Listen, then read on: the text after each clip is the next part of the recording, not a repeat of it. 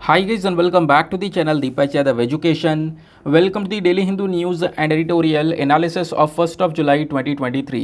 तो गाइज आज है तारीख 1 जुलाई 2023 और है सैटरडे। देखेंगे आज के द हिंदू कंप्लीट न्यूज़पेपर को एनालाइज करेंगे। बट लेक्चर में आगे बढ़ने से पहले अगर आप लोगों को इस लेक्चर का पीडीएफ चाहिए तो क्या करना है, सबसे पहले डाउनलोड करना है टेलीग्राम, देन उसके बाद जाके सर्च बॉक्स में टाइप करना Deepak Yadav education UPSC.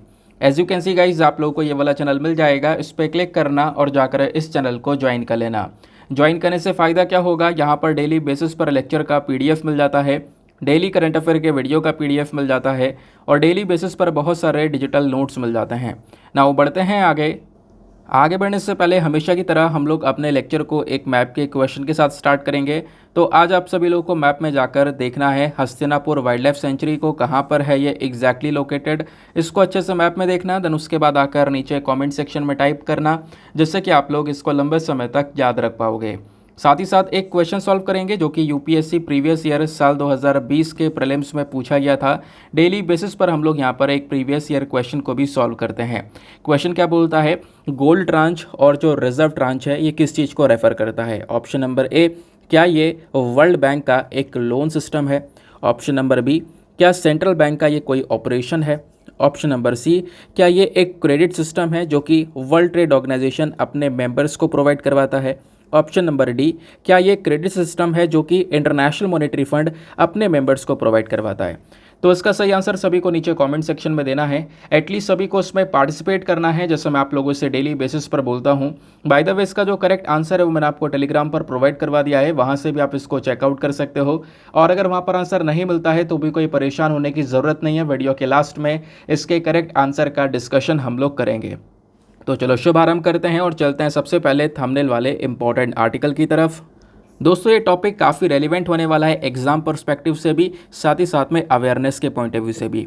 Cold drink और च्युइंगम जो कि हम लोग कंज्यूम करते हैं, काफ़ी सारे लोग इसको बहुत ज़्यादा भी कंज्यूम करते होंगे, इससे कैंसर होने के चांसेस हैं। अब ऐसा किसने बोला है, तो वर्ल्ड हेल्थ ऑर्गेनाइजेशन ने खुद अपनी चेतावनी जारी की है। उसके अलावा वर्ल्ड हेल्थ ऑर्गेनाइजेशन की एक रिपोर्ट लीक भी हुई है। उस रिपोर्ट के अंदर स्पेशली बताया गया है कि कोल्ड ड्रिंक और च्युइंगम के अंदर में एक आर्टिफिशियल स्वीटनर यूज़ हो रहा है जिसका नाम है एस्पार्टेम, और वो एस्पार्टेम कहीं ना कहीं कैंसर का कारण बन रहा है। अब ये पूरी रिपोर्ट क्या है, इसको पढ़ने से पहले आपको देखना होगा कि आखिरकार ये न्यूज़ सही है या नहीं है। तो आप देख सकते हो इसकी चर्चा पूरे दुनिया भर में हो रही है। इंडिया के कई सारे न्यूज़ आर्टिकल्स देखने को मिलेंगे, इवन इंटरनेशनल लेवल पर काफ़ी आर्टिकल्स आपको देखने को मिल जाएंगे जो कि कल से पब्लिश हो रहे हैं। हज़ारों आर्टिकल्स पब्लिश हो चुके हैं। यहाँ पर आप देख पाओगे इंडियन एक्सप्रेस ने भी इसको डिटेल से कवर किया है, एस्पार्टेम क्या है ये समझाया है, प्लस यहाँ पर जो एस्पार्टेम यूज़ हो रहा है कोल्ड ड्रिंक्स के अंदर में, और इसको लेकर WHO ने क्या चेतावनी जारी की है, एस्पार्टेम क्यों एक खतरा हो सकता है, वो सारी चीज़ें यहाँ पे डिस्कस की गई हैं। एक एक करके सारे पॉइंट्स को हम लोग समझने की कोशिश करेंगे। तो अब मेरी बात बहुत ध्यान से सुनते हुए चलना। पिछले साल आर्टिफिशियल स्वीटनर एस्पार्टेम पर फ्रांस ने एक रिसर्च हुई थी, ठीक है। तो एस्पार्टेम क्या है, ASPARTAME, ये बेसिकली एक आर्टिफिशियल स्वीटनर है। तो इसके ऊपर फ्रांस में रिसर्च की गई। रिसर्च में कहा गया था कि एस्पार्टेम से जो तैयार होने वाले प्रोडक्ट्स हैं, जो भी सामान बनाए जाते हैं, जो हम लोग अपने रोज़ाना खाने पीने में ऐड करते हैं, उससे कैंसर का खतरा बना हुआ है।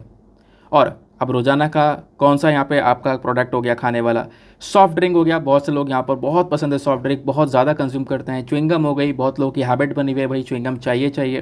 प्लस बहुत सारे लो कैलोरी फूड्स भी होते हैं, उसमें मिठास लाने के लिए, मीठापन लाने के लिए आर्टिफिशियल स्वीटनर यूज़ कर लिया जाता है। और ये जो एस्पार्टेम वाला स्वीटनर है ना, ये दुनिया में सबसे ज़्यादा यूज़ किया जाने वाला स्वीटनर है, और यही स्वीटनर कैंसर का खतरा बन चुका है।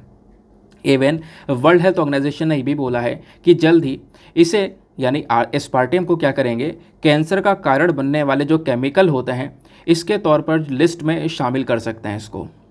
ये दावा रॉयटर्स की रिपोर्ट में भी हुआ है। अभी मैंने आपको जो रिपोर्ट दिखाई थी उसमें सबसे ऊपर रॉयटर्स की रिपोर्ट थी, उसमें भी किया गया है कि वर्ल्ड हेल्थ ऑर्गेनाइजेशन की एक लीक रिपोर्ट में बातें सामने आ गई हैं, और उस रिपोर्ट में बिल्कुल क्लियरली मेंशन किया गया है कि एस्पार्टेम पर अब तक 1300 से ज़्यादा रिसर्चेस हो चुकी हैं, और उन रिसर्चेस के एनालिसिस के बाद में ये फैसला लिया गया है कि एस्पार्टेम वाकई में काफ़ी खतरनाक है। अब ये क्या है आर्टिफिशियल स्वीटनर एस्पार्टेम, इसको समझते हैं। खाने पीने की रोज़मर्रा से जुड़ी कई सारी चीज़ों के अंदर में मीठापन लाने के लिए एक आर्टिफिशियल स्वीटनर का इस्तेमाल किया जाता है। खास तरह के केमिकल होते हैं ये आर्टिफिशियल स्वीटनर। रिसेंटली आपको पता होगा एक और आर्टिफिशियल स्वीटनर न्यूज़ में था, क्योंकि उसकी वजह से भी कैंसर होने के चांसेस थे और कई सारी डिजीज़ होने के चांसेस थे। तो कहीं ना कहीं ये टॉपिक थोड़ा सा इंपॉर्टेंट होता चले जा रहा है, क्योंकि हर 2 महीने बाद एक ना एक नई चीज़ आर्टिफिशियल स्वीटनर से लगी हुई आती चली जा रही है। तो एस्पार्टेम भी एक ऐसा ही केमिकल है। मार्केट में 1980 1980 से ऐसे कई सारे प्रोडक्ट्स की एंट्री शुरू हो गई थी जिसके अंदर एस्पार्टेम मौजूद था। जैसे इसमें डाइट कोक भी है, उसके बाद में डॉक्टर पेपर, फेंटा, उसके अलावा और कई सारे डेजर्ट, इवन टूथपेस्ट भी आपको देखने को मिलेंगे। अपने टूथपेस्ट को चेक कर लिया करो, कई सारे टूथपेस्ट ऐसे हैं जिसमें एस्पार्टेम शामिल है।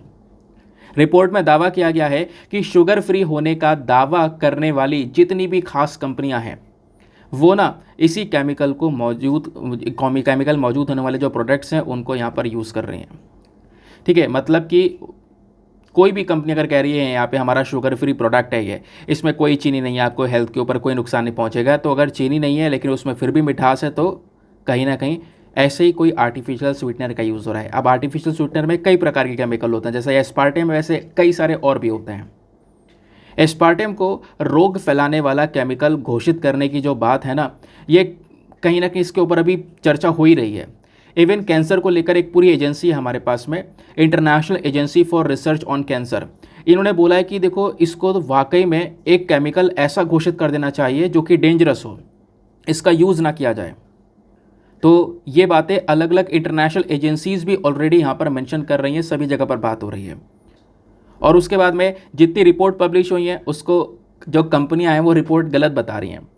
पिछले साल भी एस्पार्टेम को लेकर फ्रांस में रिसर्च हुई थी, एक रिपोर्ट पब्लिश की गई थी और अब फिर से यहाँ पर ये मामला आ गया है और 1 लाख लोगों पर रिसर्च की गई है और दावा करने के बाद में, सारी रिपोर्ट्स को दिखाने के बाद में ये बात बोली जा रही है।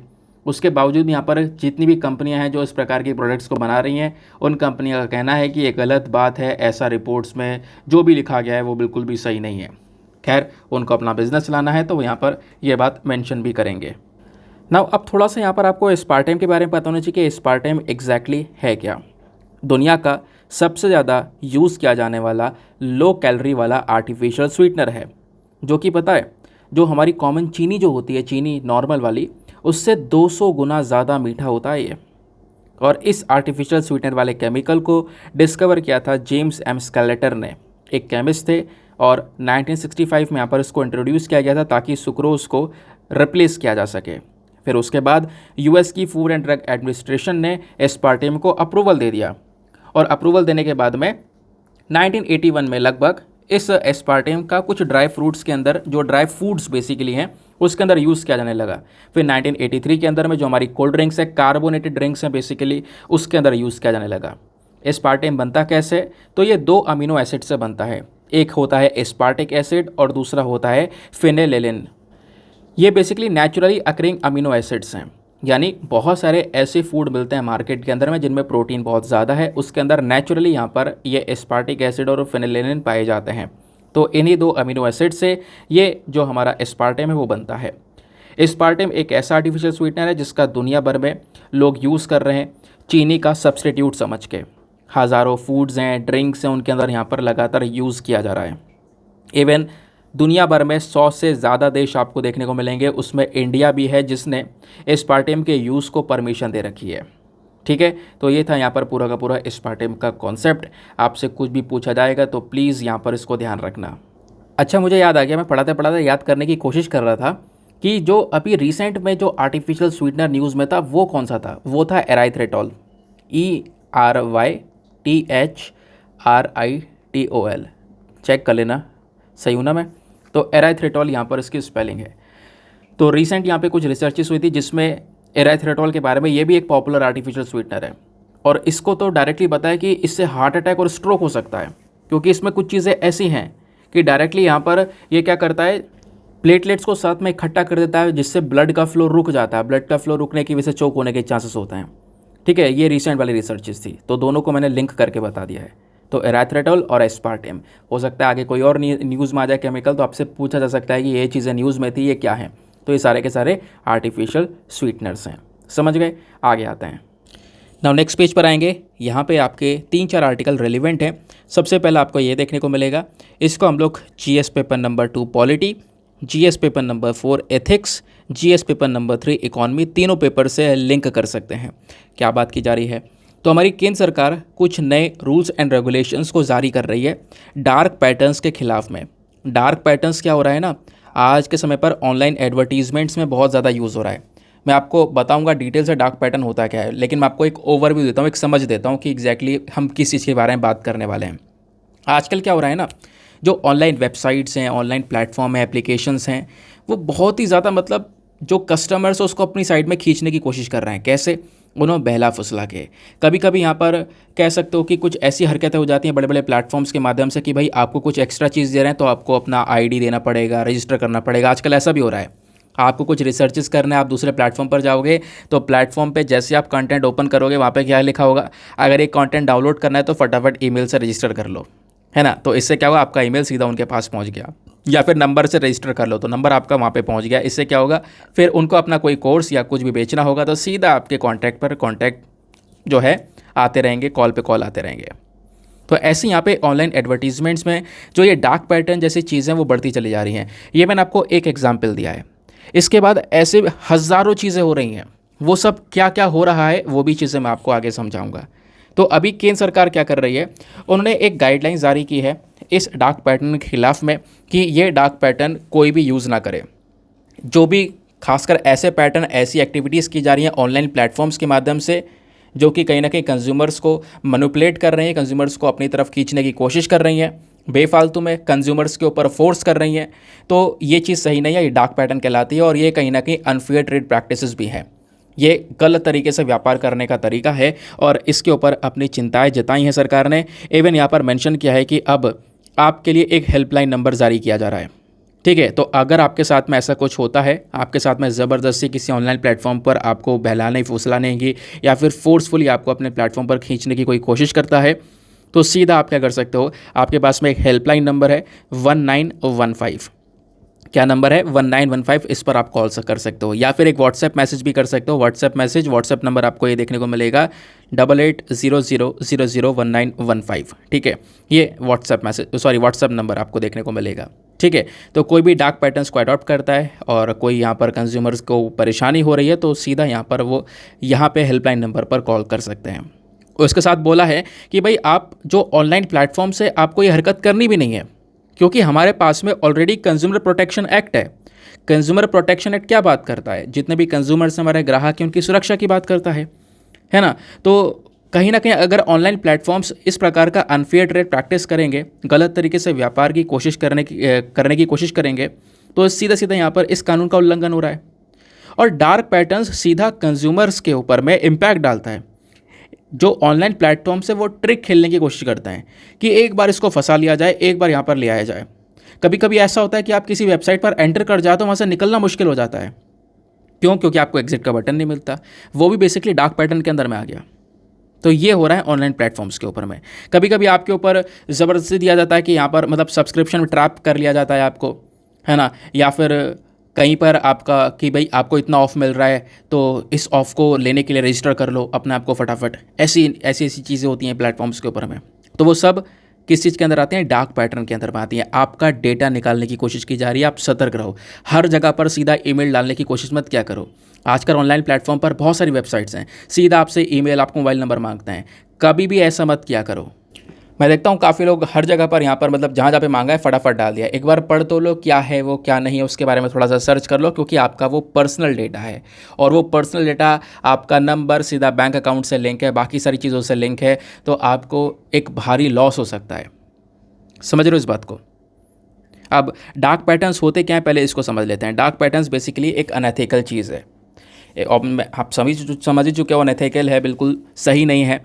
प्लस यहाँ पे इसको इस तरीके से डिज़ाइन किया जाता है कि एक इंसान को मिसलीड किया जाए, है ना। उसको मिसलीड किया जाए, भटकाया जाए, उसके साथ में ट्रिक खेली जाए, उसको गलत इन्फॉर्मेशन देकर अपने झांसे में फंसा लिया जाए और झांसे में फंसा कर वो इंसान जो नहीं करना चाहता उससे वो करवा लिया जाए। वो डार्क पैटर्न है। इसके बदले में मतलब ये जो कंपनियां होती हैं, ऑनलाइन प्लेटफॉर्म्स रहते हैं, वो अपने आप को इसी प्रकार से डिज़ाइन करते हैं कि फटाफट यहाँ पे कंज्यूमर्स को अपने झांसे में फंसाया जाए। इसी डार्क पैटर्न का यूज़ करके जो भी डिजिटल प्लेटफॉर्म्स हैं वो एक इंसान का राइट टू फुल इन्फॉर्मेशन छीन लेते हैं। एक इंसान के पास में राइट टू फुल इन्फॉर्मेशन का हक है, सारी इन्फॉर्मेशंस लेने का, बट वो इन्फॉर्मेशंस यहाँ पर उनको मिलती नहीं है। अब डार्क पैटर्न के कई सारे एग्जांपल्स हैं, जैसे कई सारी ऑनलाइन डील्स हो गई, या फिर आपका मतलब जब आप कोई प्रोडक्ट समझ लो सर्च कर रहे हो, है ना, सर्च करने का तो आपने ऑर्डर कर दिया, ऑर्डर करने के बाद में आप सोच रहे हो नहीं नहीं यार मुझे ये नहीं चाहिए, दूसरा प्रोडक्ट चाहिए, आप कैंसिल कर रहे हो, लेकिन कैंसिलेशन का बटन ही नहीं मिल रहा है ना। मतलब आप कैंसिलेशन का बटन उन्होंने छोटा सा कोने में दिया है, या फिर उसको इतना ज़्यादा डार्क नहीं किया है कि आप उसको देख ही नहीं पा रहे हो, ठीक है, या फिर बहुत मुश्किल है उसको क्लिक करना, आप उसको क्लिक ही नहीं कर पा रहे हो, उसके ऊपर कोई लिंक डाल दिया है ताकि आपका प्रोडक्ट कैंसिल ना हो पाए। ये खेल है, ये एक डार्क पैटर्न है, ठीक है। या फिर यहाँ पे ऑटो प्लेइंग वीडियोस चल जाती हैं, या फिर फोर्सफुली एक इंसान को बोला जाता है कि भैया अपना ट्रांजैक्शन ख़त्म करने के लिए आपको एक अकाउंट बनाना पड़ेगा। आपने इस प्लेटफॉर्म से परचेज़ किया है तो आपने ट्रांजैक्शन अगर करना है तो एक अकाउंट बनाओ। अब आपने देखा था वो सामान अच्छा है, मैंने परचेज़ किया है, अब मुझे परचेज़ करना है, ट्रांजैक्शन करनी तो अकाउंट बनाना ही पड़ेगा इस पर, तो आप अकाउंट बनाने लग जाओगे। अगेन आपकी इन्फॉर्मेशन निकाल ली गई, वहाँ पर फिर से आपको फंसा लिया गया। या फिर कई सारी जगह पर ऐसी इन्फॉर्मेशन होती है जो कि आपको वो नहीं शेयर करना चाहते, उसको बिल्कुल डल कलर में लिख देंगे, बिल्कुल एकदम लो सा कलर रहेगा जो कि आप पढ़ ही ना पाओ। फिर आप भी इंटरेस्ट नहीं होगा, अरे क्या लिखा होगा कुछ यार, लेकिन वो इन्फॉर्मेशन बहुत इंपॉर्टेंट थी, वो बताती है कि हाँ कंपनी के रिकॉर्ड्स क्या थे। समझ रहे हो इस बात को? तो ये सारे किस चीज़ के अंदर में आते हैं, डार्क पैटर्न की कैटेगरी में आते हैं। और कई सारी कंपनियाँ ऐसी करती हैं, even social media platforms, social media companies, big tech firms, Apple, Amazon, Skype, Facebook, LinkedIn, Microsoft, Google, ये सब इसी प्रकार का डार्क पैटर्न आज के समय पर यूज़ कर रही है अपने एडवांटेजेस के लिए, अपने फ़ायदे के लिए। और मैं आपको बता दूं, अमेजन तो कहीं ना कहीं यूरोपियन यूनियन के झांसे में भी आ गया था। यूरोपियन यूनियन ने अमेजन के ऊपर एक्शन लिया था। क्यों? क्योंकि अमेजन कहीं ना कहीं क्या कर रहा था, अपने प्राइम सब्सक्रिप्शन के अंदर में कैंसिल वाला जो प्रोसेस है उसके अंदर उसने बहुत सारे स्टेप्स ऐड कर दिए थे। आप एक बार सब्सक्रिप्शन ले लोगे तो उसको कैंसिल करना काफ़ी मुश्किल है, ऐसा कर दिया उन्होंने। तो इसके खिलाफ यूरोपियन यूनियन ने एक्शन भी लिया था। तो कंज्यूमर रेगुलेटर्स के साथ में बातचीत करने के बाद में अमेजन ने 2022 के अंदर में अपना जो कैंसिलेशन का प्रोसेस है उसको आसान किया यूरोपियन कंट्रीज़ के अंदर में, क्योंकि यूरोपियन कंट्रीज़ ने एक्शन लिया, समझा इस खेल को। तो ये क्या कहलाता है, डार्क पैटर्न कहलाता है। एक व्यक्ति को एंटर करवा लो, उसके बाद वो वहाँ से बाहर निकल ही ना पाए। तो ऑनलाइन प्लेटफॉर्म्स इस प्रकार का गेम आज के समय पर खेल रहे हैं। अब सोशल मीडिया, लिंक्डइन, ये सारे यूज़र्स भी ऐसे ही कर रहे हैं, स्पॉन्सर मैसेज कर रहे हैं इन्फ्लुएंसर्स की साइड से। आपके पास में कई सारी जगह पर आपने क्या होता है, बहुत सारे स्टेप्स आ जाते हैं कि भैया आपको ये सारे स्टेप्स फॉलो करने हैं। वहाँ पे डिसेबल का ऑप्शन नहीं होता है, स्किप का ऑप्शन नहीं होता है। प्लस दूसरा डार्क पैटर्न इंस्टाग्राम पे देखने को मिलेगा। इंस्टाग्राम पे स्पॉन्सर्ड वीडियो चल रही है, लेकिन थोड़ी देर बाद स्पॉन्सर्ड लिख कर आ रहा है, और बहुत छोटा सा लिख कर आ रहा है, आपको दिख ही नहीं रहा है। अगेन आपको ट्रिक किया जा रहा है कुछ सेकंड्स के लिए, ठीक है, ताकि आप थोड़ा सा यहाँ पर जो एडवर्टीजमेंट है वो देख सको। तो ये है यहाँ पर डार्क पैटर्न। अब क्या ये यूज़र्स के लिए खतरनाक हो सकता है? बिल्कुल खतरनाक हो सकता है। इस डार्क पैटर्न से सीधा यहाँ पे जो इंटरनेट यूज़र्स हैं, ठीक है, वो यहाँ पे खतरे में आ सकते हैं। उनका जो डेटा है, फाइनेंशियल डेटा है, उनका पर्सनल डेटा है, उसका एक्सप्लॉइटेशन हो सकता है, जैसे मैंने आपको ऑलरेडी बताया है। और ये बड़ी बड़ी कंपनियाँ करती भी हैं। काफ़ी सारी कंपनियाँ बीच में, पता नहीं मुझे समझ में नहीं आ रहा है, एक मुझे नाम याद नहीं आ रहा है उसका, वहाँ से आप ऑनलाइन फूड ऑर्डर कर सकते थे, ठीक है, मुझे याद नहीं आ रहा है नाम, मैं आपको सर्च करके बताऊँगा। फूड ऑर्डर कर सकते थे आप। तो उस कंपनी ने क्या किया, बहुत सारा डेटा इकट्ठा किया, और डेटा इकट्ठा करने के बाद में किसी दूसरे को बेच दिया। अब जिन लोगों ने यहाँ पे अपने आप को रजिस्टर करवाया था उस प्लेटफॉर्म पे, उनकी तो हालत ख़राब हो गई होगी जब न्यूज़ निकल कर आई कि यहाँ इस कंपनी ने कहीं और डेटा बेच दिया है उनका। तो ऐसे सिस्टम होता है। और कभी कभी कंपनी की साइड से आपके पास में फ़ोन आ रहे हैं बहुत सारे इधर उधर से, वो सब कंपनियाँ नंबर ख़रीद लेती हैं इनसे, इनको उधर से ही पैसा मिल जाता है। ऐसा गेम चलता है। अब डार्क पैटर्न करता है क्या है, हमारे यूज़र्स को कन्फ्यूज़ करने की कोशिश करता है।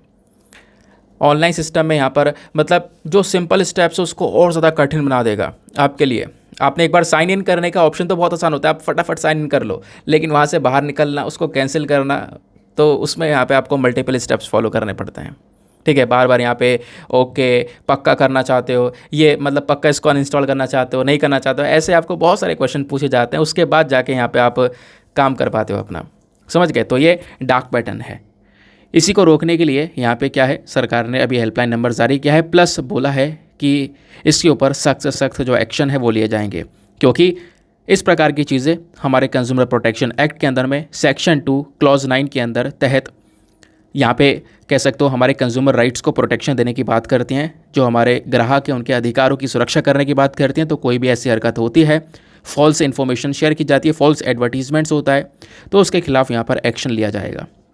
ठीक है, चलो आते हैं नेक्स्ट आर्टिकल पर। अच्छा, मैं कुछ एग्जाम्पल लाया था यार, वो एग्जाम्पल मैं आपको दिखा देता हूँ। ये देखो, डार्क पैटर्न का एग्जाम्पल बता रहा हूँ मैं, ठीक है, कि आपने अगर एक्सक्लूसिव 20% ऑफ लेना है, डिस्काउंट लेना है, ईमेल एड्रेस डालो, साइन अप करो और कूपन मिलेगा, आपको 20% डिस्काउंट मिलेगा। लेकिन साइन अप करने से आपका डेटा चला जाएगा उनके पास। ऐसी यहाँ पर और कंपनियाँ हैं, आपको 5% ऑफ चाहिए तो यहाँ पर ईमेल एड्रेस डाल दो अपना, ठीक है, या फिर पूरा प्राइस पे करो। अब लालच में आकर क्या करोगे, ईमेल एड्रेस डाल दोगे, भाई 5% ऑफ मिलेगा, सॉरी $5 का ऑफ मिलेगा। तो बस इसी से क्या हुआ, सीधा डेटा उनके पास पहुँच गया। अब दोस्तों एक छोटी सी और इम्पॉर्टेंट इन्फॉर्मेशन आपके साथ में मुझे शेयर करनी है। जो हमने पेड ग्रुप स्टार्ट किए थे उसमें कई सारे लोग ज्वाइन हो चुके हैं, आप भी मेक श्योर करें उसमें ज्वाइन हो जाएं। अगर आपको नोट्स बनाने में परेशानी हो रही है क्योंकि वीडियो में काफ़ी डेटा होता है, तो उसका एक अच्छा सोल्यूशन, आप सीधा सीधा यहाँ पर इस ग्रुप में ऐड हो सकते हो। बहुत अच्छा सोल्यूशन है। और इस ग्रुप का जो कॉस्ट है, जो इसका प्राइस है, वो बहुत ही ज़्यादा मिनिमम है। कितना, 499 rupees for the life time access. आप हमेशा हमेशा के लिए उस ग्रुप में ज्वाइन हो सकते हो, ओनली फॉर 499 रुपीज़। और इतना ऑब्वियस ही बात है, मिनिमम ही है, क्योंकि काफ़ी सारे लोग हज़ारों रुपए चार्ज कर रहे हैं, वो भी 1 साल के सब्सक्रिप्शन के लिए, 1.5 साल के सब्सक्रिप्शन के लिए। मैं ऐसा भी कर सकता था, बट ऐसा नहीं है।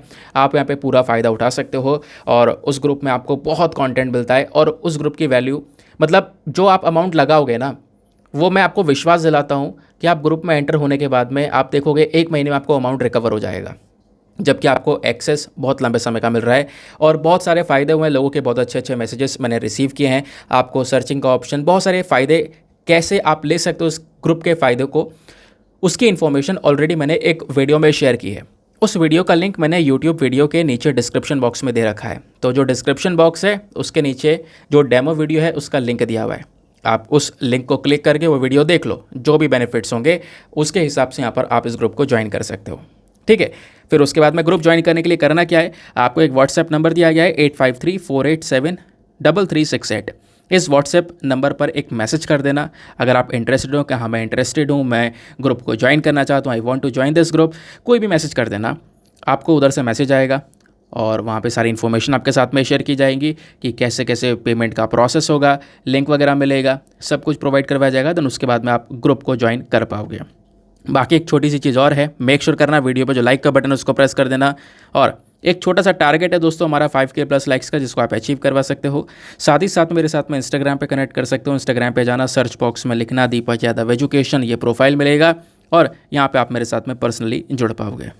नाउ अभी 1-2 आर्टिकल और है, पहले वर्ल्ड पेज पर आएंगे और दुनियादारी में क्या चल रहा है। दुनियादारी से रिलेटेड एक इंपॉर्टेंट न्यूज़ यहाँ पर आ चुकी है। क्या न्यूज़ है, पाकिस्तान को एक लाइफलाइन मिल रही है, एक नई ज़िंदगी मिल रही है। कैसे, इंटरनेशनल मॉनेटरी फंड नाम की जो ये पूरी बॉडी है, ये IMF ने डिसाइड किया है कि नया $3 बिलियन का बेल आउट पैकेज, ये जो लोन कह सकते हो, वो यहाँ पर पाकिस्तान को दिया जा रहा है ताकि पाकिस्तान जो एक कंट्री फेल मार रही है वो थोड़ा सा रिकवर कर सके, ठीक है।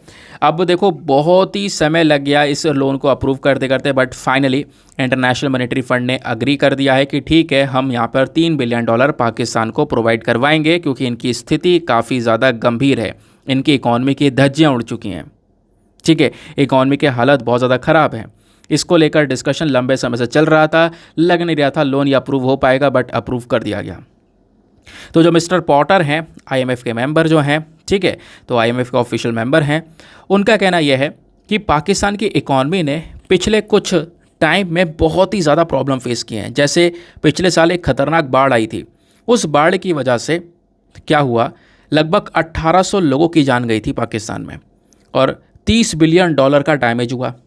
मिलियंस ऑफ पाकिस्तानीज़ के ऊपर एक भारी इम्पैक्ट पड़ा। इस देश में कहीं ना कहीं रशिया यूक्रेन की वॉर की वजह से जो आटा है उसको लेकर यहाँ पे काफ़ी ज़्यादा इश्यूज़ पड़े, वीट को लेकर यहाँ पे काफ़ी ज़्यादा क्राइसिस देखने को मिला।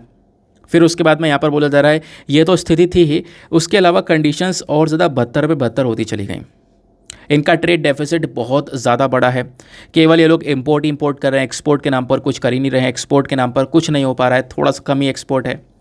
रिजर्व्स इनका जो होता है, जैसे एक देश के पास में फॉरेन एक्सचेंज रिजर्व अच्छा खासा होना चाहिए, इनका रिजर्व्स खत्म होता चले जा रहा है, बहुत ज़्यादा लो है। पावर सेक्टर इनका पूरी तरह से डाउन हो चुका है। ठीक है, तो ये हालात को देखते हुए इस प्रकार का $3 बिलियन का एक नया बेल आउट पैकेज आईएमएफ की साइड से दिया जा रहा है, ये यहाँ पर बोला गया। समझ गए। अब एग्जाम में क्या पूछा जाएगा, देखो एग्जाम में ये सारी चीज़ें नहीं पूछी जाने वाली है, लेकिन इंटरनेशनल मॉनेटरी फंड आपसे ज़रूर से पूछा जाएगा कि आईएमएफ क्या है। अब ये इतना इंपॉर्टेंट टॉपिक क्यों है, आपको थोड़ी देर में पता चल जाएगा। देखो, इंटरनेशनल मॉनेटरी फंड को हमने वर्ल्ड बैंक के साथ में ही बनाया था। जो सेकेंड वर्ल्ड वॉर हुआ था ना, जो सेकेंड वर्ल्ड वॉर था, उसके बाद आईएमएफ के साथ साथ वर्ल्ड बैंक को भी बनाया गया। और ये इसलिए बनाया गया था ताकि वॉर में जो भी कंट्रीज़ की स्थिति ख़राब हो चुकी थी, क्योंकि युद्ध हुआ था सेकेंड वर्ल्ड वॉर, जिससे काफ़ी सारे जो देश हैं उनकी हालत ख़राब हुए, उनको रिकवर करने के लिए, वहाँ पर वापस से रिकन्स्ट्रक्शन करने के लिए आईएमएफ को तैयार किया गया। अब जो ये वर्ल्ड बैंक और आईएमएफ दोनों बने हैं ना, ये एक कॉन्फ्रेंस के दौरान बने थे। एक मीटिंग चल रही थी यूएस में, ब्रेटन वुड्स के अंदर में। उसी कॉन्फ्रेंस के दौरान यहाँ पर ये दोनों बॉडीज़ को बनाया गया। इंटरनेशनल मॉनेटरी फंड को गवर्न कौन करता है, तो इसमें 190 देश हैं जो कि यहाँ पर इसको गवर्न करते हैं, इसको पूरी तरह से चलाते हैं। ठीक है, इंडिया क्या इसका मेंबर है? बिल्कुल मेंबर है। भारत ने देश की आज़ादी से पहले इसको ज्वाइन कर लिया था। 27 दिसंबर 1945 में इंडिया ने आईएमएफ को ज्वाइन किया। अब आईएमएफ का पर्पस क्या है, मैं आपको बता ही चुका हूँ। इंटरनेशनल लेवल पर जो मॉनेटरी सिस्टम सिनेरियो है, पैसों से रिलेटेड यहाँ पर जो भी स्थिति है दुनिया के अंदर में, वहाँ पर एक स्टेबिलिटी को, एक स्थिरता को बनाए रखना। जो भी देश यहाँ पर सफ़र कर रहा है बुरी स्थितियों से, वहाँ पर उनको बचाना। फॉर एग्जांपल, अभी श्रीलंका के हालात ख़राब हुए, काफ़ी ज़्यादा उनकी इकॉनमी वगैरह डाउन हो गई, तो उसके लिए इंटरनेशनल मॉनेटरी फंड उनकी हेल्प करेगा। अब जैसे पाकिस्तान का एग्जांपल ले सकते हो, पाकिस्तान के बुरे टाइम पर इनकी इकॉनमी जब हालत ख़राब हो चुकी है, तो उसमें इंटरनेशनल मॉनेटरी फंड हेल्प करने के लिए आया है। तो इस प्रकार से यहाँ पर दुनिया भर को हेल्प करता है, उनमें स्टेबिलिटी बनाने का काम करता है। दो इम्पॉर्टेंट रिपोर्ट्स हैं जो कि इंटरनेशनल मॉनेटरी फंड के थ्रू पब्लिश की जाती हैं। दोनों रिपोर्ट्स ध्यान रखनी है। सबसे पहली रिपोर्ट है ग्लोबल फाइनेंशियल स्टेबिलिटी रिपोर्ट, दूसरी का नाम है वर्ल्ड इकोनॉमिक आउटलुक। क्वेश्चन बन सकता है यहाँ से। अब क्या पहले क्वेश्चन बना है? बिल्कुल। देखो 2017 में, ज़्यादा पुराना क्वेश्चन भी नहीं है। 2017 में एक ऐसे क्वेश्चन पूछा गया, which of the following gives global gender gap index. Global gender gap index वाली जो रिपोर्ट है कौन पब्लिश करता है, तो option a world economic forum यहाँ पर इसको पब्लिश करता है। ठीक है, तो ऐसे कई सारे क्वेश्चन बनते रहते हैं। तो ये मैंने आपको बता ही दिया, ग्लोबल जेंडर गैप इंडेक्स वो वापस से जो है क्वेश्चन रिपीट हो चुका है। ठीक है, तो यहाँ पर आप लोग देख सकते हो। ऐसे ही आपसे पूछा जा सकता है कि ग्लोबल फाइनेंशियल स्टेबिलिटी रिपोर्ट कौन पब्लिश करता है, तो आपको पता होना चाहिए इंटरनेशनल मॉनेटरी फंड पब्लिश करता है। आगे आते हैं, उसके बाद आएंगे बिजनेस पेज पर। इकॉनमी के पॉइंट ऑफ व्यू से रेलिवेंट आर्टिकल्स को देखेंगे, तो इकॉनमी के पॉइंट ऑफ व्यू से केवल इकलौता आर्टिकल रेलिवेंट है, वो यहाँ पर ये वाला है। क्या बात की जा रही है? देखो, जैसे जैसे महीना ख़त्म होता है, हर महीने का डेटा निकल कर आता है। अभी देखो जून का महीना ख़त्म हुआ है, ठीक है, अब जुलाई लग गया है आज से। अब जून का कई सारा डेटा निकल कर आएगा। अब कि जून में इकॉनमी कैसी थी, महंगाई कैसी थी, कितना जीएसटी कलेक्शन हुआ, वो सब धीरे धीरे कल से शुरू हो जाएगा आना, ठीक है, हमारे न्यूज़पेपर्स के अंदर में। लेकिन अभी जो ये आला आर्टिकल है, ये बात करता है कि मई के महीने में जो कोर सेक्टर्स हैं हमारा, आपको पता होगा भारत के 8 मेन कोर सेक्टर्स हैं। जो इंडस्ट्रीज़ होती हैं ना, 8 मेन इंडस्ट्रीज़ होती हैं जो कि हमारे पूरे देश के अंदर में कंट्रीब्यूशन देती है, अपना योगदान देती हैं। उन्हीं को मेन कोर सेक्टर्स बोलते हैं। तो मई के महीने में जो ये 8 कोर सेक्टर का ग्रोथ है, वो ग्रोथ जितना हमने एक्सपेक्ट किया था उतना हुआ नहीं है। वो ग्रोथ अब की बार 4.3% पर ही अटक गया, जबकि पिछले साल 2022 में मई के महीने में हमारे कोर सेक्टर का ग्रोथ 19.3% का था। तो पिछले साल से 19.3% से अब की बार गिरकर 4.3% हो चुका है, वो यहाँ पर बताया गया। और सबसे बुरे हालात कौन से सेक्टर में हुए, उसको जानने से पहले ये ज़रूर जानना वो 8 कोर सेक्टर्स कौन से हैं। ये वाला पिक्चर दोस्तों आप लोग देख पा रहे होंगे, ये है हमारी 8 कोर इंडस्ट्रीज़। नंबर 1 कोयला इंडस्ट्री इंडिया की, इसका जो कंट्रीब्यूशन है इकॉनमी के अंदर में वो 10.33% का है। मतलब ये जो 10.33% है ना, ये वेटेज को दर्शाता है कि कौन सी इंडस्ट्री कितनी ज़्यादा बड़ी है, किस में कितना वज़न है ना, मतलब कितनी ज़्यादा बड़ी इंडस्ट्री है। तो कोयले का जो वेटेज है वो 10.33% है। क्रूड ऑयल हो गया दूसरी इंडस्ट्री, इसका weightage 8.98%। Natural gas, refinery, steel, cement, fertiliser और इलेक्ट्रिसिटी, इन इंडस्ट्रीज़ में से अगर हम देखें तो सबसे बड़ी इंडस्ट्री कौन सी है, तो वो रिफाइनरी है। क्यों? क्योंकि रिफाइनरी का वेटेज सबसे ज़्यादा है 28.04% का। और फिर मैं आपसे अगर पूछूं इसमें आपको दूसरी सबसे बड़ी इंडस्ट्री कौन सी दिख रही है, तो रिफाइनरी के बाद दूसरी सबसे बड़ी इंडस्ट्री है इलेक्ट्रिसिटी, क्योंकि इलेक्ट्रिसिटी का वेटेज कितना है 19.85%। और यहीं पर मैं आपसे तीसरी पूछूं तो तीसरी आ जाएगी स्टील। स्टील का वेटेज है 7.92%। ऐसे ही आप यहाँ पर सब देख सकते हो, स्टील के बाद आपका कोयला वाला आ जाएगा।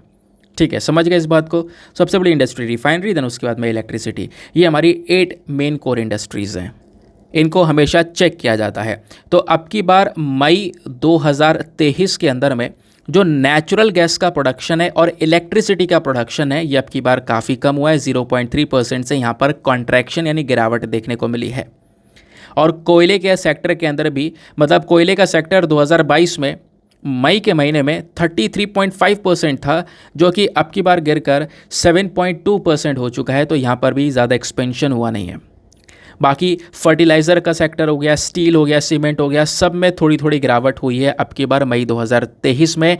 इसी वजह से तो बोला जा रहा है कि मई का कोर सेक्टर ग्रोथ अटक चुका है 4.3% में, जबकि पिछले साल मई में ये था 19.3%। ठीक है, समझ गए इस बात को। अब दोस्तों पता है, ये जो परसेंटेज है आपसे कहीं पर भी पूछे नहीं जाएंगी। क्यों? क्योंकि हर महीने ये परसेंटेज चेंज होती रहती हैं। इस महीने का ये है, उस महीने का ये है, तो ये आपसे कभी नहीं पूछी जाएंगी। तो क्या पूछा जाएगा? पूछा जाएगा तो 8 कोर इंडस्ट्रीज़ के बारे में। ठीक है, कैसे पूछा जाएगा आओ मैं आपको एक एग्जाम्पल दिखाता हूँ। ठीक है, तो 8 कोर इंडस्ट्रीज़ आप पढ़ चुके हो, ये मैंने आपको बता दिया है। ठीक है, अब क्वेश्चन एक मैं आपको दिखाता हूँ। यूपीएससी ने 2015 में यहाँ पर एक क्वेश्चन पूछा था। क्वेश्चन ये था कि जो 8 कोर इंडस्ट्रीज़ का इंडेक्स होता है, इसमें से सबसे ज़्यादा हाईएस्ट वेट वाली इंडस्ट्री कौन सी, जिसका सबसे ज़्यादा वजन है? Option A coal production, B electricity generation, C fertiliser production, या फिर डी स्टील प्रोडक्शन। तो आप कहोगे वैसे जो हमने डेटा देखा था उसमें तो उसके हिसाब से रिफाइनरी वाली इंडस्ट्री है। ठीक है, क्योंकि उसका वेटेज 28% से ज़्यादा था। लेकिन उसके बाद दूसरी कौन सी? उसके बाद तो इलेक्ट्रिसिटी है ना। तो बी वाला यहाँ पर आपका सही उत्तर हो जाएगा कि इलेक्ट्रिसिटी जनरेशन 2015 में। वेटेज चेंज हो सकता है, बट 2015 के हिसाब से इलेक्ट्रिसिटी का सबसे ज़्यादा वेटेज था इस 8 कोर इंडस्ट्रीज़ के अंदर में। ठीक है, क्लियर हो गया। बाकी आपको पता होगा ये जो पूरा इंडेक्स तैयार होता है ना कोर सेक्टर का, इसको हम लोग बोलते हैं IIP, that is index of industrial production. ठीक है, तो ये IIP क्या होता है, इसके बारे में भी थोड़ी सी इन्फॉर्मेशन ले लेते हैं। चलो मैं समझाता हूँ इसके बारे में। ये IIP क्या है? That is index of industrial production. ये एक इंडिकेटर है। इंडिकेटर मतलब ये हमें जानकारी देता है हमारे इंडस्ट्रियल सिनेरियो के बारे में कि किस प्रकार से हमारी इंडस्ट्री ग्रो हो रही है एक पर्टिकुलर टाइम पीरियड के अंदर में। ये इंडेक्स कौन तैयार करता है? जैसे ये मई का इंडेक्स आया है, इंडेक्स ऑफ इंडस्ट्रियल प्रोडक्शन। इस डेटा को कौन तैयार करता है? तो इस इंडेक्स को कंपाइल और पब्लिश करने का काम करता है सेंट्रल स्टैटिस्टिकल ऑर्गेनाइजेशन। और हर महीने यहाँ पर ये डेटा आता है मंथली बेसिस पर। और ये हो गया हमारा बॉडी। उसका अगर आपसे मंत्रालय पूछ जाएगा तो ministry of statistics and programme implementation basically इस प्रकार के डेटा को पब्लिश करता है। ठीक है, तो इस इंडेक्स ऑफ इंडस्ट्रियल प्रोडक्शन में कई सारे सेक्टर्स को कवर किया गया है। सारी इंडस्ट्रीज़ हमारी कवर की गई हैं। इसका बेस ईयर 2011-12 है। इस इंडेक्स का फ़ायदा क्या होगा, इसका इंपॉर्टेंस क्या होगा? नंबर 1 इंपॉर्टेंस ये होगा कि जो हमारी सरकारी एजेंसीज़ हैं, चाहे वो हमारा मिनिस्ट्री ऑफ फाइनेंस हो गया या हमारा रिजर्व बैंक ऑफ इंडिया हो गया, उनको अगर कोई पॉलिसी बनानी होती है, अगर हमारी अर्थव्यवस्था से रिलेटेड, इकॉनमी से रिलेटेड कोई नीति बनानी, कोई पॉलिसी बनानी है, तो उसके लिए वो क्या करते हैं? इसी इंडेक्स ऑफ इंडस्ट्रियल प्रोडक्शन का यूज़ करते हैं कि इंडस्ट्रीज़ की ग्रोथ कैसी थी, उसके हिसाब से पॉलिसीज़ को तैयार किया जाता है। ठीक है, तो IIP जो है हमारा इंडेक्स ऑफ इंडस्ट्रियल प्रोडक्शन, इसका एक मेन यूज़ हमारा एडवांस GDP जो होती है, ग्रॉस डोमेस्टिक प्रोडक्ट, भारत की इकॉनमी जो होती है, उसके कैलकुलेशन में भी यूज़ किया जाता है। ठीक है, तो ये इसका इंपॉर्टेंस हो गया। समझ गए? ये था यहाँ पे आर्टिकल का पूरा निचोड़। हर एक चीज़ को मैं समझाते हुए चल रहा हूँ जहाँ से भी क्वेश्चंस बनने की पॉसिबिलिटी है। आगे आते हैं। नाउ नेक्स्ट आर्टिकल को हम लोग देखते हैं। यहाँ पर क्या बात की जा रही है दोस्तों? जो हमारा एल नीनो होता है, एल नीनो ला नीना आपने समझा होगा। आज से कुछ दिन पहले मैंने थंबनेल वाले आर्टिकल में इसके बारे में मेंशन करके आपको डिटेल से पढ़ाया भी था, आपको याद आ रहा होगा। वो कई सारे लोग यहाँ पे उस वीडियो को देख चुके हैं, 60-70 हज़ार लोग देख चुके हैं। बात की जा रही है जो हमारा इंडियन मेट्रोलॉजिकल डिपार्टमेंट है, भारत का जो मौसम विभाग है, इन्होंने एक अंदाज़ा, एक फोरकास्टिंग लगाकर बताया है कि जुलाई के महीने में जो बारिश होने वाली है वो नॉर्मल रेनफॉल होगी। ठीक है, नॉर्मल रेनफॉल मतलब कह सकते हो कि इस बारिश जैसे कि 28 सेंटीमीटर जो बारिश है वो यूजुअल होती है इस महीने के अंदर है, बट इससे थोड़ा सा कम होने वाला है। 6% के अंदर यहाँ पर होने वाली है। मतलब आप कह सकते हो नॉर्मल बारिश होने वाली है, ऐसा IMD ने मेंशन किया है। लेकिन यहाँ पे ये भी बताया जा रहा है कि जो एल नीनो है वो भी अभी और ज़्यादा मजबूत होना बाकी है। एल नीनो की वजह से क्या होता है, इंडिया में सूखा पड़ता है, और ला नीना की वजह से क्या होता है, इंडिया में बारिश होती है। तो अब की बार थोड़ा सा सूखा होता हुआ नज़र आ रहा है, क्योंकि जून में जितनी बारिश होनी चाहिए थी उतनी एक्सपेक्टेड बारिश नहीं हुई है, ऐसा यहाँ पर इंटरनेशनल मॉनेटरी फंड ने बोला है। और जुलाई में जितनी बारिश होनी चाहिए उतनी बारिश होगी नहीं, नॉर्मल रेनफॉल से थोड़ा सा कम रह जाएगा, वो बात भी आईएमडी की साइड से बोली जा रही है। ठीक है। और जुलाई का महीना थोड़ा इंपॉर्टेंट भी है, बारिश भी ज़रूरी है। क्यों? क्योंकि जुलाई के महीने में जो हमारी खरीफ क्रॉप होती हैं वो उगाई जाती हैं। चावल हो गया, है ना, उसके बाद में इसके लिए अच्छा खासा पानी भी चाहिए, आपको पता है, चावल के लिए, है ना, उसके पीक का समय चलता है उस समय पर। तो कहीं ना कहीं एग्रीकल्चर के ऊपर भी थोड़ा सा लॉस हम लोग को देखने वाला है। क्यों? क्योंकि इस साल इतनी ज़्यादा बारिश होगी नहीं, एल नीनो की वजह से, वो यहाँ पर बताया जा रहा है। अब एल नीनो होता क्या है, मैं आपको थोड़ा सा इसके बारे में बताता हूँ ताकि आप और अच्छे से कॉन्सेप्ट को क्लियर कर सको। दोस्तों, पहले एल नीनो को पढ़ने से पहले हम लोग ला नीना को समझेंगे। यहाँ पर आपको दिख रहा होगा, यह है पूरा एशिया, इधर इंडिया नज़र आएगा, इधर आपको ऑस्ट्रेलिया देखने को मिलेगा, ये हो गया साउथ अमेरिका, ऊपर हो गया नॉर्थ अमेरिका, इसके बीच में आपका पूरा पैसिफिक ओशन हो गया। तो पैसिफिक ओशन में मतलब जो एक्टिविटीज़ हैं उस पर थोड़ा सा ध्यान देना है। तो दोस्तों, ला नीना में होता क्या है ना, आपने थोड़ा सा वाटर का नेचर समझना है। पैसिफिक ओशन में जब जो पानी है वो गर्म पानी अगर इधर एशिया की साइड में रहेगा, एशिया और ऑस्ट्रेलिया की साइड में अगर गर्म पानी होगा, और ठंडा पानी साउथ अमेरिका की साइड में पहुंचेगा, तो इससे क्या होगा, ये ला नीना वाली कंडीशन कहलाएगी। इससे होगा क्या कि इंडिया में बारिश होगी, इस पर्टिकुलर रीजन में, पूरे साउथ ईस्ट एशियन में काफ़ी ज़्यादा बारिश होगी। क्यों? क्योंकि आपको पता ही है, समुद्र में जब पानी गर्म है तो वार्म वाटर में से इवापोरेशन होगा, यानी भाप बनकर ऊपर उठेगा, कंडेंसेशन होगा, क्लाउड फॉर्मेशन होगा, और उसके बाद में सीधा बारिश होती हुई नजर आएगी। ये आपको पता है, ज्योग्राफी के अंदर में जहाँ पानी गर्म है वहाँ बारिश होगी, मैं समुद्र की बात कर रहा हूँ। ठीक है। ये ला नीना वाली सिचुएशन है। ला नीना में क्या होता है, जो वार्म वाटर है वो एशिया और ऑस्ट्रेलिया की साइड में पहुँच जाता है, और जो हमारा कोल्ड वाटर है वो इधर साउथ अमेरिका, नॉर्थ अमेरिका में रहता है। कोल्ड वाटर से क्या होगा, कोल्ड वाटर से इस सभी रीजन के अंदर में पूरी तरह से सूखा पड़ जाएगा। क्यों? क्योंकि यहाँ पे कोई बारिश का नाम और निशान नहीं होगा। ठीक है। लेकिन ये थी ला नीना। अब एल नीनो में क्या होता है, एल नीनो में उल्टा हो जाता है। एल नीनो में जो ये गर्म पानी है वो घूम कर इधर साउथ अमेरिका की साइड में पहुंच जाता है, और इधर एशिया की साइड में ठंडा पानी आ जाता है। तो इधर जब ठंडा पानी आ जाएगा तो इससे हमारे भारत में, पूरे इधर Australia, south east Asian countries, यहाँ पे कोई बारिश नहीं होगी। कोई बारिश नहीं होगी तो सूखा पड़ता हुआ नज़र आएगा। तो इसी को अपन एल नीनो बोलते हैं। तो अब की बार एल नीनो वाली सिचुएशन देखने को मिल रही है, जिससे एग्रीकल्चर सेक्टर के ऊपर नेगेटिव इम्पैक्ट पड़ सकता है, क्योंकि बारिश की होने की संभावना जितनी होनी चाहिए थी, एक्सपेक्टेड जितना था, उससे कम होने की संभावना बताई जा रही है आईएमडी के थ्रू। समझ गए दोस्तों? तो एल नीनो के बारे में भी, एल नीनो और ज़्यादा मजबूत होगा ऐसा यहाँ पर मेंशन किया जा रहा है। ये मैंने आपको बता दिया एल नीनो का फेनोमेना क्या है। अब थोड़ा सा डिस्कस करते हैं कि पहले, यानी इतिहास में कब कब एल नीनो के इवेंट्स देखने को मिले हैं। देखो, एल नीनो आया था 1982 से 83 के बीच में, देन 1997 से 1998 के बीच में, मतलब बीच में और भी एल नीनो देखने को मिले हैं, लेकिन ये 2 साल वाले एल नीनो सबसे ज़्यादा खतरनाक थे 20th सेंचुरी के। 1982 और 83 वाला जो इवेंट है ना, इस इवेंट के दौरान पूरी तरह से सूखा पड़ गया था, ऐसा यहाँ पर मेंशन किया जा रहा है। और फिर उसके बाद में जो 1997 और 1998 वाला एल नीनो था, ये पहला एल नीनो वाला इवेंट था जिसको पूरा शुरू से लेकर अंत तक मॉनिटर किया गया। 1997 से 1998 वाला जो एल नीनो है, इसने बहुत ज़्यादा भारी भरकम सूखा क्रिएट कर दिया था, यानी Indonesia, Malaysia, Philippines, Peru, California, सब जगह पर सूखा हो गया था। अब ये सूखा क्यों पहुंचा? क्योंकि यहाँ पर, सॉरी, पेरू तक, यहाँ पर आप देखोगे फिलीपींस तक, ठीक है, इंडोनेशिया, मलेशिया, फिलीपींस में तो सूखा पड़ गया, जबकि पेरू और कैलिफोर्निया ये इधर नॉर्थ अमेरिका की साइड में है। ठीक है, नॉर्थ अमेरिका और साउथ अमेरिका में वहाँ पर बारिश हुई है। क्यों? क्योंकि एल नीनो में जो गर्म पानी है वो उधर की साइड पहुंच गया, अमेरिका की साइड में, तो वहाँ पे बारिश हुई देखने को मिलेगी। एक इंटेंस रेनफॉल हुई थी 1997 1998 में, और अब इधर इंडिया की साइड में, इंडोनेशिया, मलेशिया, फिलीपींस की साइड में सूखा पड़ गया था। अब की बार भी यही वाला सिनेरियो नज़र आ रहा है, इसी को अपन एल नीनो के नाम से जानते हैं। और एल नीनो के साथ साथ जो ग्लोबल वार्मिंग हो ही रही है, लगातार गर्मियाँ बढ़ती चली जा रही हैं, इससे 2016 वाला सबसे ज़्यादा गर्म साल बन गया था पूरे रिकॉर्ड्स में, ऐसा भी यहाँ पर बोला जा रहा है। तो एल नीनो का जो इम्पैक्ट है, इसका असर भारत के ऊपर क्या पड़ेगा? सबसे पहली चीज़, मानसून हमारा आपकी बार कमज़ोर हो जाएगा। जो मानसून है काफ़ी कमज़ोर हो जाएगा, इतनी ज़्यादा बारिश अब की बार देखने को मिलेगी नहीं। दूसरा, टेम्परेचर थोड़ा सा गर्म रहेगा, सूखा पड़ने के चांसेस रहेंगे, हीट वेव्स यानी कि जो गर्मी है, लू है, वो सारी चीज़ें ज़्यादातर अब की बार देखने को मिलने वाली हैं, वो यहाँ पर बताया गया है। ठीक है, नेक्स्ट आर्टिकल पर आते हैं। नवाते हैं एडिटोरियल डिस्कशन में। आज हमारे पास में एक इंपॉर्टेंट एडिटोरियल है इकलौता, इसके ऊपर भी एक आर्टिकल है, ये भी अच्छा आर्टिकल है, लेकिन अभी थोड़ा सा वेट करना है। क्यों? क्योंकि इस टॉपिक के ऊपर और भी कई सारे इश्यूज़, कई सारे आर्टिकल्स आएंगे, 100% आएंगे। जब मैंने बोला है आर्टिकल आएंगे तो वो आए हैं। अभी ना इस टॉपिक के ऊपर वाला जो टॉपिक है गवर्नर वाला, इस पर और आर्टिकल्स आने हैं, थोड़ा सा वेट करो, मैं आपको पूरी डिटेल के साथ में वो इन्फॉर्मेशन डिस्कस करूँगा। अभी वो आधी अधूरी बात है, तो आधी अधूरी बात से अच्छा है कि आप उसको पढ़ो ही ना।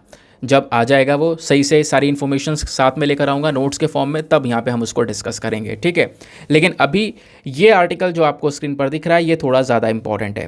यहाँ पर इंडिया और अफ्रीका के रिलेशंस के बारे में बात की जा रही है, कैसे अफ्रीका एक इम्पॉर्टेंट कॉन्टिनेंट बनता जा रहा है दुनिया भर की कंट्रीज़ के लिए। तो इंडिया को भी अफ्रीका से अपने संबंध को मजबूत करने के लिए काफ़ी कदम उठाने हैं। वो कदम क्या हो सकते हैं, वो यहाँ पे राइटर ने एक्सप्लेन किया है, जिसको आप सीधा सीधा अपने माइंड में बैठा सकते हो। तो राइटर का नाम है राजीव भाटिया। इन्होंने क्या बोला है समझते हैं। सबसे पहली चीज़ राइटर ने मेंशन किया है कि यहाँ पर ना बहुत धीरे धीरे दुनिया भर के देशों ने रियलाइज़ किया है, इसको महसूस करना स्टार्ट किया है कि अफ्रीका एक ऐसा कॉन्टिनेंट है जिसकी आबादी दुनिया में, जो हमारा पूरा का पूरा दुनिया का पॉपुलेशन है, वर्ल्ड पॉपुलेशन है, उसकी 17% आबादी अफ्रीका से आती है। इतना बड़ा कॉन्टिनेंट है अफ्रीका। और कहीं ना कहीं 2050 तक 25% पॉपुलेशन हमारे पूरे देश की अफ्रीका से बिलोंग कर रही होगी। इस पर्टिकुलर मैटर को समझने में काफ़ी ज़्यादा देरी हो गई। इंडिया एक ग्लोबल प्लेयर की तरफ बढ़ता चले जा रहा है, ठीक है, लेकिन हमें अफ्रीका से रिलेशंस को थोड़ा सा और मजबूत करने के ऊपर भी फोकस करना होगा। पिछले 15 सालों के अंदर में, यानी बोला जा रहा है कि पिछले 15 सालों में और स्पेशली 2014 के बाद से इंडिया और अफ्रीका के जो रिलेशंस हैं वो तेज़ी से डेवलप होना स्टार्ट हुए हैं। दोनों के बीच में प्रोग्रेस देखने को मिली है। इसी कॉन्टेक्स्ट के अंदर में 20 मेंबर्स का एक ग्रुप है, जिसको हम लोग अफ्रीका एक्सपर्ट ग्रुप के नाम से जानते हैं। अफ्रीका का ग्रुप है। इस ग्रुप को एस्टेब्लिश किया था विवेकानंद इंटरनेशनल फाउंडेशन के थ्रू। तो रिसेंटली यहाँ पर इन्होंने एक रिपोर्ट, VIF रिपोर्ट पब्लिश की है। उस रिपोर्ट का नाम है India Africa partnership achievement challenges road map 2023।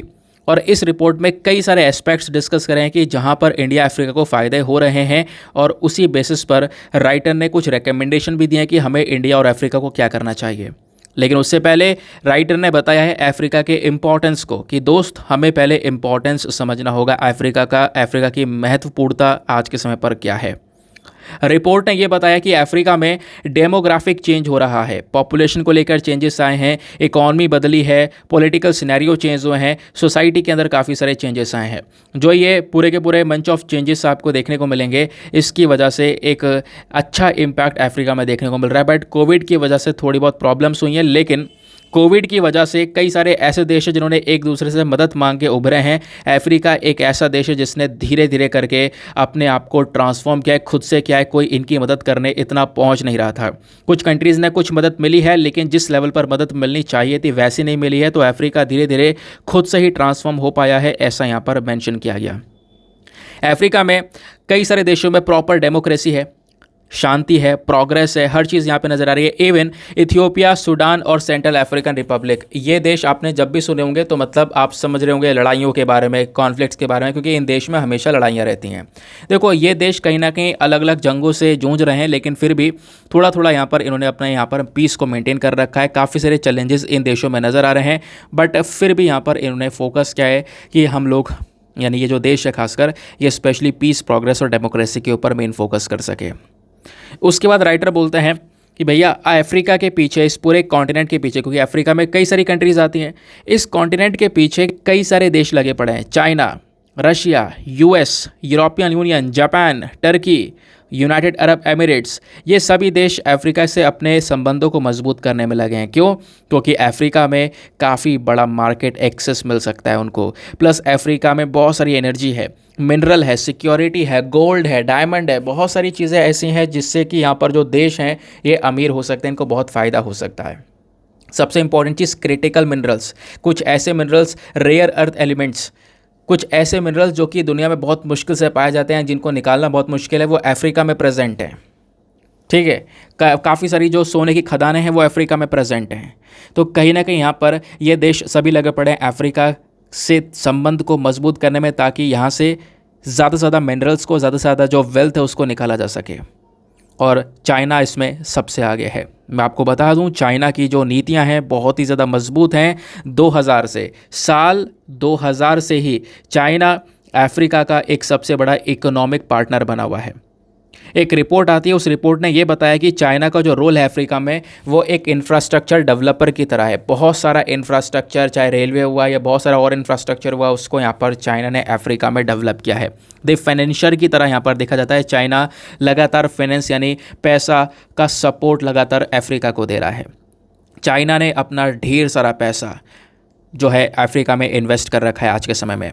साल 2007 से, ध्यान रखना, 2007 से अभी तक चाइना के कई सारे लीडर्स हैं जो कि अफ्रीका में विजिट कर चुके हैं। चाइना के लीडर्स 123 बार अफ्रीका में विजिट कर चुके हैं, जबकि 251 जो अफ्रीकन लीडर्स हैं वो भी चाइना में कई बार विजिट कर चुके हैं। तो रिपोर्ट्स कई सारी मेंशन कर चुके हैं कि किस प्रकार से चाइना और अफ्रीका का रिलेशंस मजबूत होते चले जा रहे हैं। बट यहाँ पे राइटर फोकस करते हैं कि भैया सभी देश कहीं ना कहीं अफ्रीका से संबंध बनाने में लगे हुए हैं, तो हमें भी यहाँ पर एक नया चैप्टर ओपन करना चाहिए इंडिया अफ्रीका के टाइज़ के बीच में। और वो नया चैप्टर, वो जो संबंध हैं उसको मजबूत करने के लिए क्या करना होगा, वो अब इन्होंने रिकमेंडेशंस के तौर पर बताया है। सबसे पहली चीज़ राइटर बोलते हैं कि सबसे इम्पॉर्टेंट पार्ट क्या है, हमें 2030 तक का एक टारगेट बनाना होगा। 2030 तक का टारगेट बनाने के बाद में 60 पॉलिसी रिकमेंडेशंस के ऊपर मेन फोकस करना होगा। नई नई नीतियाँ बनानी होंगी जिससे हम इंडिया अफ्रीका के जो संबंध है उसको गहराई में लेकर जा सकें। और इसके 4 तरीके हैं। पहला तरीका, पॉलिटिकल एंड डिप्लोमेटिक कोऑपरेशन।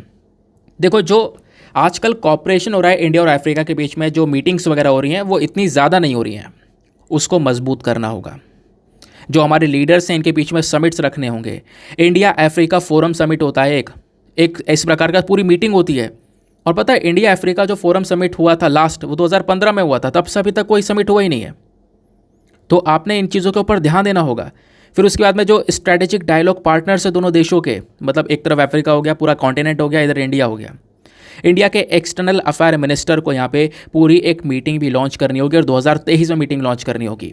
दूसरा रिकमेंडेशन यहाँ पर यह है राइटर का कि भैया जो G20 मेंबर्स हैं, G20 का प्रेसिडेंसीशिप भारत के हाथ में आज अब की बार, तो G20 के अंदर में अफ्रीकन यूनियन की एंट्री करवाओ, अफ्रीका को रिप्रेजेंट करो G20 के अंदर में, जिससे यहाँ पर अफ्रीका के लीडर्स यहाँ पे समझेंगे कि हाँ वाकई में भारत है जो कि यहाँ पर अफ्रीका को आगे बढ़ाने की फोकस में है, बढ़ाने की पूरी तरह से कोशिश में है। ठीक है, तो हमें मीटिंग्स के ऊपर एक मेजर फोकस करना होगा जो कि हम नहीं कर रहे हैं। और खासकर इंडिया अफ्रीका फोरम समिट, ये स्पेशली भारत और अफ्रीकन कंट्रीज़ के लिए है। 2015 के बाद अभी तक कोई समिट हुआ ही नहीं है, उसके ऊपर मेजर फोकस करना होगा। दूसरा राइटर बोलते हैं डिफेंस एंड सिक्योरिटी कोऑपरेशन के ऊपर भी काम करना होगा। इसको लेकर सरकार को ज़रूरत है कि आपस में जो नंबर ऑफ इनके अटैचमेंट्स है उसको और इंक्रीज़ किया जाए। जो बातचीत है डिफेंस इश्यूज़ को लेकर उसको एक्सपैंड करें। ठीक है, कोलैबोरेशंस करें। प्लस हम कुछ क्रेडिट सपोर्ट भी प्रोवाइड करवा सकते हैं, कुछ पैसों का सपोर्ट प्रोवाइड करवा सकते हैं अफ्रीका को उनके डिफेंस एक्सपोर्ट्स के लिए। ठीक है, उसके बाद यहाँ पर कह सकते हो बहुत सारी डिफेंस ट्रेनिंग हम उनको दे सकते हैं। और दोनों का मेन फोकस अभी आज के समय पर यह भी है कि आतंकवाद से लड़ा जाए, साथ में मिलकर साइबर सिक्योरिटी के ऊपर काम किया जाए। तो उस सेक्टर में भी यहाँ पर इंडिया को थोड़ी अपॉर्चुनिटीज़ प्रोवाइड करवानी होंगी अफ्रीका को, फिर साथ में मिलकर काम करना होगा। तीसरा स्टेप राइटर बोलते हैं कि ये सबसे बड़ा और सबसे बढ़िया रिकमेंडेशन है। क्या रिकमेंडेशन है कि इंडिया और अफ्रीका का व्यापार, इकोनॉमिक और डेवलपमेंट कोऑपरेशन के ऊपर भी मेन फोकस करना होगा। क्योंकि भारत और अफ्रीका का जो व्यापार है ये साल 2022-23 में $98 बिलियन तक पहुंचा है केवल और केवल। डेवलपमेंट हुआ है पहले कुछ सालों के मुकाबले में, लेकिन इस फिगर को हमें और ज़्यादा बढ़ाना होगा। इसके लिए क्या कर सकते हैं, एक स्पेशल पैकेज लेकर आप आ सकते हो। स्पेशल जो पैकेज होगा उस पैकेज के हिसाब से यहाँ पर आपने एक्सपोर्ट्स वगैरह को थोड़ा सा और ज़्यादा इम्प्रूव करना है। अफ्रीका के साथ में एक स्पेशल फोकस देना होगा आपको ट्राइलेटरल कोऑपरेशन के ऊपर में, अपना जो साइंस एंड टेक्नोलॉजी कोऑपरेशन उसको और ज़्यादा मजबूत करने के ऊपर में। इससे क्या होगा, इससे आप सीधा अफ्रीका में इन्वेस्ट कर रहे होगे, लेकिन उसके बदले में आपको डिविडेंड्स मिल रहे होंगे, आपको बहुत सारा रिटर्न मिल रहा होगा। जैसा आज के समय पर चाइना सोच रहा है ना, वैसे यहाँ पे उसी की तरह हमें भी सोचना पड़ेगा। फिर राइटर ने यहाँ पर चौथा सुझाव दिया है सोशियो कल्चरल कोऑपरेशन। ये करना भी, यानी सोसाइटी के बीच में एक लिंक बनाना बहुत ज़्यादा ज़रूरी है। वो कैसे हो सकता है? यूनिवर्सिटीज़ के बीच में एक इंटरेक्शन किया जा सकता है। अफ्रीकन यूनिवर्सिटीज़, भारत की यूनिवर्सिटीज़ के बीच में कोलैबोरेशन रखा जा सकता है। ठीक है, इवन यहाँ पर एक national centre for African studies को सेटअप किया जा सकता है। ठीक है, इंडिया के अंदर में Indian technical economic cooperation, Indian council for cultural relations, scholarships, इस प्रकार की जो स्कॉलरशिप्स वगैरह हैं वो सब हम अफ्रीकन्स को प्रोवाइड करवा सकते हैं, ताकि जो अफ्रीका के फेमस फिगर्स हैं, फेमस पर्सनैलिटीज़ हैं, उनके नाम पर स्कॉलरशिप्स प्रोवाइड करवा सकते हैं।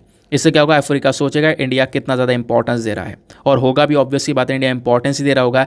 अफ्रीका के बड़े बड़े जो फिगर्स हैं, बड़े बड़े पर्सनैलिटीज़ हैं, उनके नाम पर स्कॉलरशिप्स अगर हम देंगे, तो अवार्ड्स प्रोवाइड करवाएंगे, तो प्लस अफ्रीकन जो स्टूडेंट्स हैं, अफ्रीका से आने वाले जितने भी विद्यार्थी हैं, है ना, उनको यहाँ पर हायर एजुकेशन के लिए थोड़ा सा छूट देनी चाहिए, प्लस उनको थोड़ा वर्क वीज़ा भी देना चाहिए शॉर्ट पीरियड्स के लिए। उसके अलावा यहाँ पर राइटर ने मेंशन किया है कि उनके साथ में, हमें अफ्रीका के साथ में कोलैबोरेट करना होगा। उस कोलैबोरेशन में कई सारा रोल है, ministry of external affair, national security council, secretariat, कई सारी जो यहाँ पर हमारी सरकारी बॉडियाँ हैं, उन सारी बॉडीज़ को कहीं ना कहीं कोलैबोरेट करना होगा अफ्रीकन बॉडीज़ के साथ में। उसके बाद जाकर एक बात बनकर निकलेगी, तब जाकर यहाँ पे दोनों के बीच में जो रिलेशंस है वो और ज़्यादा इम्प्रूव होते हुए नज़र आएंगे। ठीक है, तो दोस्तों ये था एकलौता हमारा एडिटोरियल। और आपको पता है आज सैटरडे है, सैटरडे में ना ही टेक्स्ट एंड कॉन्टेक्स्ट का पेज आता है और ना ही हमारा जो अगला एडिटोरियल का पेज आता है वो होता है। तो केवल और केवल एकलौता आर्टिकल था आज का और काम का, वो ये वाला है। इसके अलावा आपने कुछ नहीं पढ़ना है। और हाँ, आज का जो मेंस का क्वेश्चन है वो मैं नहीं लेकर आ पाया हूँ, ठीक है, एक अर्जेंट काम की वजह से मेंस क्वेश्चन नहीं ले पाया हूँ, लेकिन कोई बात नहीं, आप कोई सा भी अपना यूपीएससी का प्रीवियस ईयर क्वेश्चन उठाकर ऑनेस्टली आप उसका आंसर दे सकते हो, उसका आंसर लिख सकते हो। ठीक है, उसका आंसर लिखकर अपना टेलीग्राम वगैरह पे सबमिट कर सकते हो। टेलीग्राम मेंस के लिए ऑलरेडी आपको प्रोवाइडेड है, Deepa Yadav education mains answer writing, पूरा फुल फॉर्म लिखना है। टेलीग्राम पर जाके सर्च बॉक्स में आपको मेरा टेलीग्राम चैनल मिलेगा, जहाँ पर 65,000 से ज़्यादा लोग जुड़े हुए हैं। आप भी जुड़कर अपने आंसर्स को लिखकर सबमिट कर सकते हो। बट आज चॉइस है, आज बिल्कुल फ्री हो आप अपने मन पसंदीदा कोई भी क्वेश्चन लेकर उसका आंसर लिख सकते हो। स्पेशली मैं आपको रिकमेंड करूंगा कोई भी प्रीवियस ईयर का क्वेश्चन लेना, उसका आंसर खुद से लिखने की कोशिश करना और आंसर लिखकर आप उसी टेलीग्राम ग्रुप के अंदर में सबमिट करना।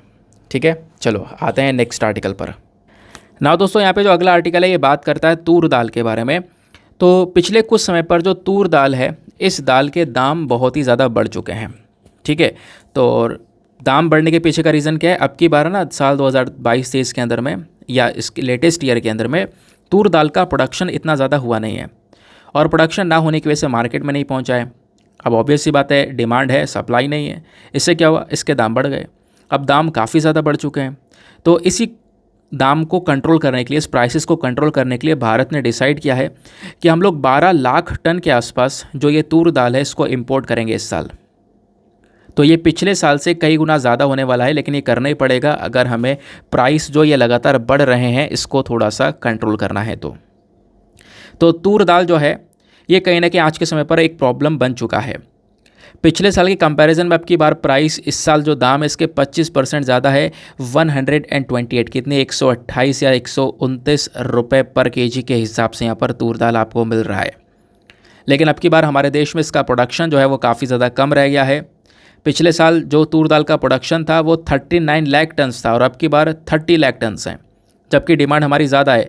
हमारा जो देश है पूरे देश के अंदर में हम लोग लगभग 44 से लेकर 45 लाख टन्स के आसपास तूर दाल का कंजम्पशन करते हैं। तो इसका मतलब यह है कि कहीं ना कहीं हम पहले भी तूर दाल मंगा रहे थे। हाँ, पहले ही मंगा रहे थे, बट सवाल यह है कि पहले इतनी क्वांटिटी में नहीं मंगा रहे थे। क्यों? क्योंकि पिछले साल हमारा प्रोडक्शन काफ़ी अच्छा हुआ, तो आधी पूर्ति हमने अपने खुद के प्रोडक्शन से कर दी, इस वजह से कम मंगाना पड़ा।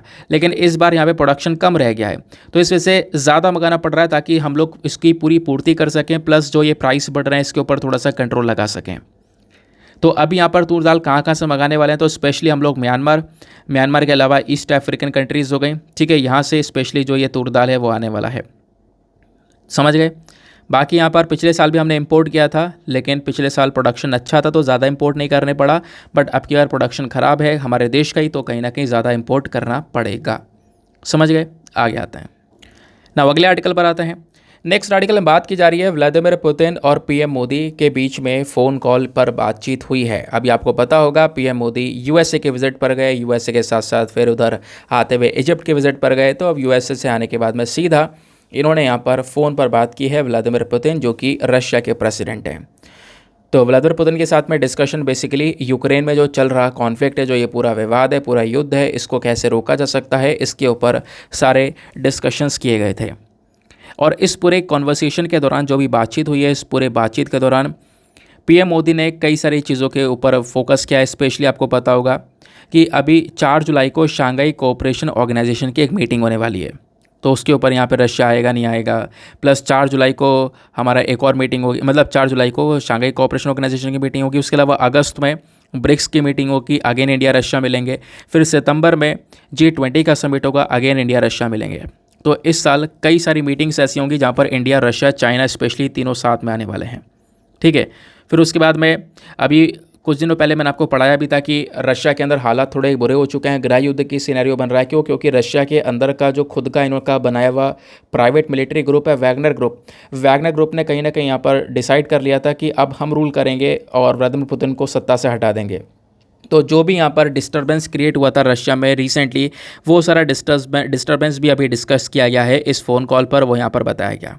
ठीक है। तो ज़्यादा कुछ खास बात नहीं है, फ़ोन पर क्या क्या बातचीत हुई, बस वही डिस्कस किया जा रहा है। अगेन यहाँ पर कुछ ऐसा स्पेशल नहीं है जो कि आपने ध्यान में रखना है। आगे आता है नेक्स्ट आर्टिकल पर। तो बाकी तो कुछ काम का है नहीं यार हमारे न्यूज़पेपर में। तो ये था हमारा कंप्लीट डिस्कशन। आई होप आपको मज़ा आ चुका होगा, बहुत सारी चीज़ें आपको जानने को मिली होंगी आज के न्यूज़पेपर एनालिसिस में। काफ़ी सारे नोट्स आपको यहाँ पे प्रोवाइड करवाए गए हैं। नाउ अब आते हैं हम लोग अपने प्रीलिम्स वाले क्वेश्चन की तरफ। तो 2020 का यूपीएससी का क्वेश्चन था कि गोल्ड ट्रांच या फिर जो रिजर्व ट्रांच है ये किस चीज़ को रेफर करता है। तो उसका सही उत्तर है ऑप्शन नंबर डी।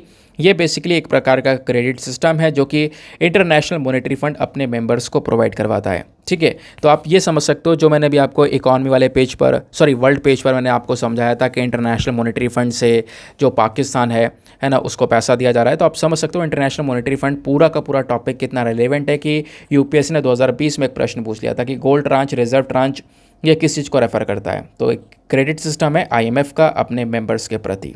ठीक है। तो दोस्तों इसी के साथ में करते हैं लेक्चर को समाप्त और मिलते हैं आप लोगों से अगले वीडियो में। आज के लिए bye bye, have a nice day, thank you and जय हिंद।